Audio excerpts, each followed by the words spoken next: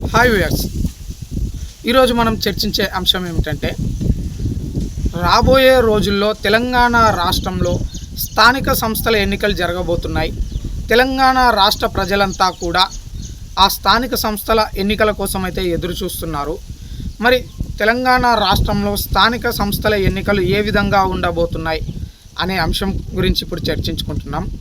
అందులో భాగంగా రాష్ట్ర వ్యాప్తంగా జరిగే ఎన్నికల గురించి పక్కన పెడితే ఆలంపూర్ నియోజకవర్గంలో స్థానిక సంస్థల ఎన్నికలు ఏ విధంగా ఉండబోతున్నాయి అనే అంశం గురించి మనం చర్చించుకున్నట్లయితే ముందుగా ఇక్కడ కాంగ్రెస్ పార్టీ మరియు బీఆర్ఎస్ పార్టీ గురించి చర్చించే అవకాశం ఉంది.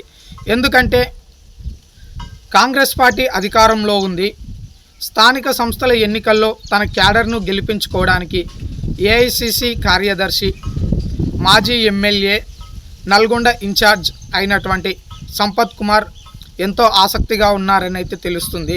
మరి ఇటువైపు ఉమ్మడి పాలమూరు జిల్లా ఎమ్మెల్సీ చెల్లా వెంకట్రామరెడ్డి, ఎమ్మెల్యే విజయుడు కూడా బీఆర్ఎస్ పార్టీ నుంచి వారి అనుచరులను గెలిపించుకోవాలి అని అయితే సన్నాహాలు చేసే అవకాశం ఉందని కూడా మనం చెప్పవచ్చు. కానీ ఇక్కడ ఒకటి గెలిస్తే కాంగ్రెస్ లేదంటే బీఆర్ఎస్ అనే సందర్భంలో ఇప్పుడు తెరపైకి మరో పేరు వచ్చింది. అదే మాజీ ఎమ్మెల్యే అబ్రహం. 2 సార్లు ఆలంపూర్ నియోజకవర్గానికి ఎమ్మెల్యేగా పనిచేసినటువంటి వ్యక్తి, ప్రజల్లో సౌమ్యుడు అనేటటువంటి పేరున్నటువంటి వ్యక్తి. మాజీ ఎమ్మెల్యే అబ్రహం బీజేపీ పార్టీలో చేరతారు అనే ఊహాగానాలు కూడా పుకార్లు కూడా షికార్లు చేస్తున్నటువంటి ఈ నేపథ్యంలో ఒకవేళ ఆయన బీజేపీ పార్టీలో చేరితే మరి స్థానిక సంస్థలు ఏ విధంగా ఉండబోతున్నాయి?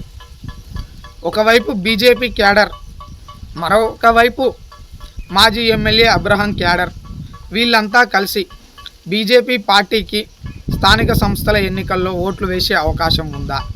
అసలు ఆలంపూర్ నియోజకవర్గంలో రాజకీయాలు 3 ముక్కలాట కాబోతున్నాయా అనే అంశాలను పూర్తి డీటెయిల్స్ త్వరలో నేను మీ ముందుకు తీసుకొని వస్తాను.